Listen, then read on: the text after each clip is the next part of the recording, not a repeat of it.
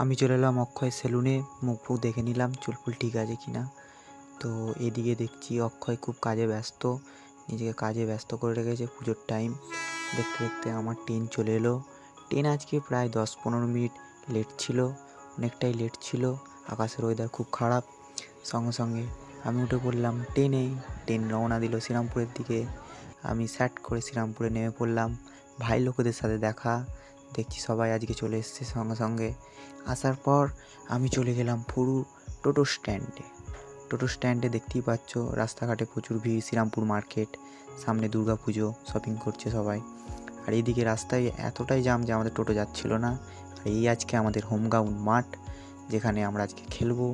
মাঠ মোটামুটি না ভালো না খারাপ, অনেকটাই কাদা, চিপচিপানি জল, এরকম ওয়েদারের মাঠ। তো সেখানে দেখা যাক আজকে কী হয়, কারণ আগেই বলেছি আমাদের আজকে ট্রেন লেট ছিল, অতএব মাঠে ঢুকতে অনেক লেট হয়েছে। রেফারি ওইদিকে খুব তাড়াতাড়ি করছে যে 3:30-এর আগে মাঠে নামার জন্য, কারণ আমাদের আজকে লিগের শেষ খেলা। আমরা আজকে লাস্ট খেলা জিতে গেছি। এই যে সব বড় বড় প্লেয়ার।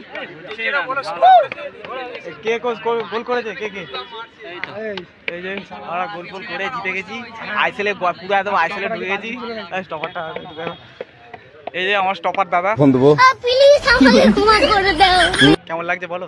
দারুণ দারুণ, খুব অপূর্ব। হ্যাঁ, চোট হচ্ছে আর বাবুদাকে নিয়ে রে, বাবুদা এই কিছু বলো। আইসেলে আমরা চান্স পেয়ে গেলাম। পুরো আইসেলে চান্স।